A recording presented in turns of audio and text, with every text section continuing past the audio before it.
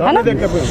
अच्छा ये बताइए, जीत तो बता रही हैं किसकी है, हार किसकी मान रही हैं? ये हार है एक अभिनेता की जो सिर्फ पिक्चरों की तरह शूटिंग करना जानते, जो सिर्फ जनता को मूर्ख बनाना जानते, जो सिर्फ जनता के साथ खिलवाड़ करना जानते। जनता इतनी प्रताड़ित है, इतनी दुखी है, इतनी उदास है, ये नहीं जानते वो। कौन है, नाम ले दीजिए ना। आपको नहीं पता देश के प्रचार मंत्री? आपको नहीं पता? इसका मतलब आप देश में नहीं थे क्या इतने दिन से? आप देश में नहीं थे क्या? मैं पूछना चाहती हूँ। एक नेता होता, कर्नाटक चुनाव कर रहा है और आपको प्रचार मंत्री नहीं पता, तो इसका मतलब आप अपनी पत्रकारिता को ठीक से नहीं कर रहे। कौन है प्रचार मंत्री? आपको नहीं पता प्रचार मंत्री? देश के प्रधानमंत्री प्रचार मंत्री जेपी नड्डा, उनका फोटो चल रहा है। जेपी नड्डा आज जेपी नड्डा जी का फोटो चल रहा है, लेकिन जो 19 रैलियां 19 जनसभाएं हुई कर्नाटक में, वो देश के प्रचार मंत्री प्रधानमंत्री जी ने की हैं, और वो उन्हीं को दिखा रहे थे। कितने कितने 200 400 कुंटल फूल बट रहे थे वहां पे, बिखर रहे थे, और एक हमारा अभिनेता गाड़ी में से ऐसे निकलते, हाय हेलो ऐसे करते, वो तब से वो दिखाया जा रहा। लेकिन हार का सेहरा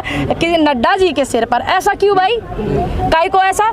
अब देश के जो प्रधानमंत्री हैं उनकी छवि बचाने के लिए, देश के प्रधानमंत्री जनता को न जाने, जनता उनको न जाने, ये दिखाने के लिए, लेकिन ऐसा नहीं होगा। बधाई दिया कर्नाटक जीत के बाद है। चलिए शुक्र है, पता नहीं उनके मुंह से कैसे निकल गए ये शब्द, लेकिन मैं धन्यवाद करती हूँ अपने देश के प्रधानमंत्री जी का, और उनसे आज कर्नाटक की जीत पर एक निवेदन भी करती हूँ। जो देश में जंतर मंतर में, दिल्ली में, राजधानी में हमारी बैठी हुई हैं बेटियां पहलवान, उनके लिए जो ब्रजभूषण जी के खिलाफ कुछ कार्रवाई थोड़ी तो करें।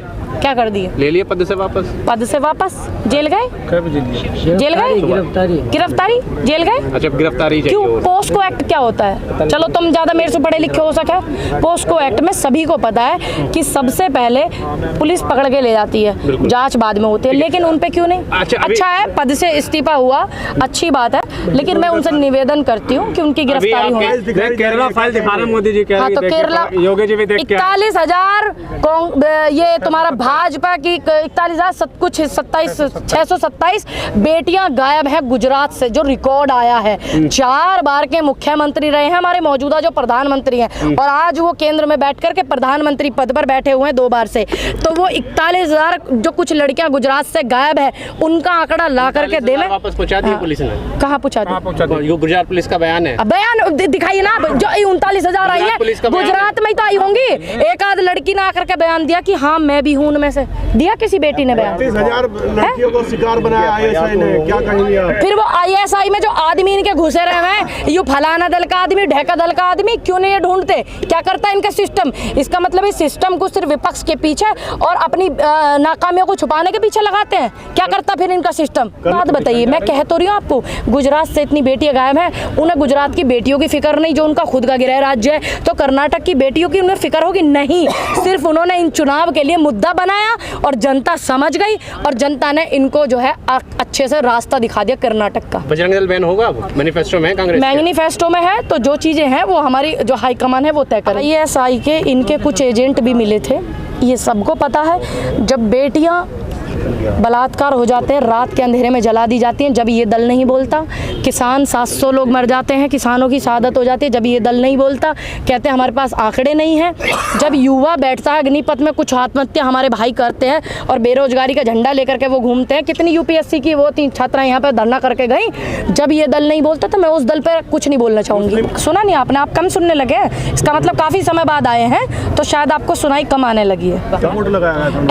बीजेपी के अध्यक्ष है इसलिए फोटो लगाया। आज दिल्ली में अभी कुछ समय पहले एमसीडी का चुनाव हुआ था, तो वो भी प्रधानमंत्री के चेहरे पर हुआ था। और अभी नगर पालिका परिषद के जो उत्तर प्रदेश में चुनाव हुए हैं, तो वहाँ के उनके नेता प्रधानमंत्री जी के चेहरे पर उन चुनावों को लड़ रहे थे। लेकिन आज कर्नाटक का जो हार का इनको सामना करना पड़ा, तो इन लोगों का मुंह फिर गया। और आज देश का मीडिया नगर पालिका परिषद उत्तर प्रदेश के चुनाव दिखा रहा है, इनकी हार नहीं दिखा रहा कि जनता ने इनको किस तरीके से नकार दिया है।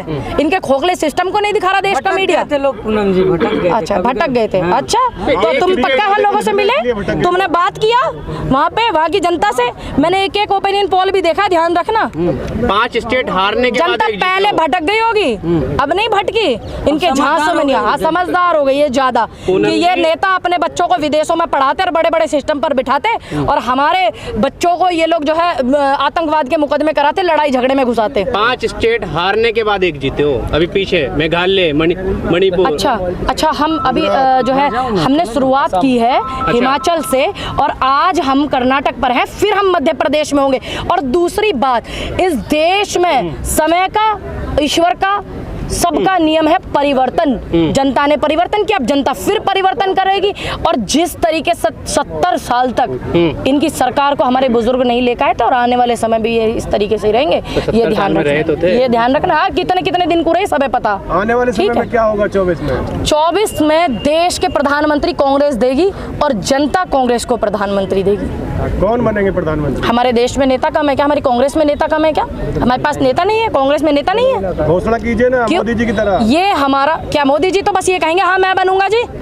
मोदी जी तो यही कहेंगे ना। शुक्र है कि हमारे जो देश के हमारे जो कांग्रेस के लीडर हैं, मेन लीडरशिप है, वो लालच में नहीं पड़ती।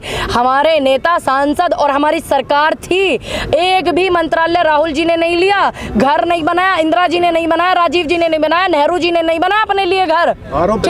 लगाने दो आरोप, इनका काम है, इनका काम है। क्यों?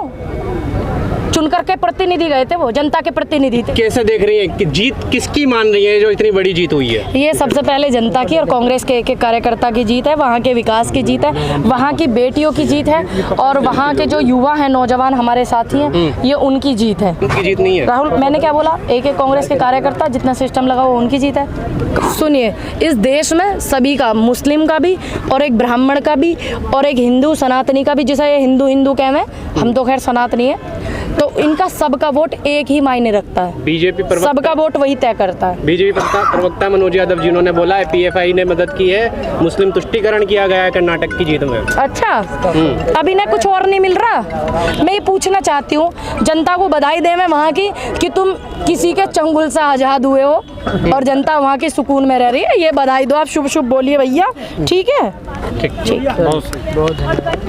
कह रही थी कांग्रेस में कोई पद के लिए नहीं रहता, डीके शिव कुमार सिद्धरमैया खुद को पता नहीं है, अभी शुरू से ही वो आपस में एक दूसरे से भिड़े हुए हैं। आपके सामने आया एक भी बयान? सबके सामने आया था। आप बयान दिखाइए, दिखाइए, अब दिखाइए आप मुझे। डीके शिव कुमार ने खुद कहा था कि अगर खड़गे जी मुख्यमंत्री बनेंगे मैं समर्थन करूंगा, सिद्धरमैया के साथ नहीं कर रहे थे, वो चुनाव से पहले का बयान अब है। एक बात बताइए, चीजें हैं, ये सिस्टम है, सिस्टमैटिक तरीके से चलती है, समझ में आया?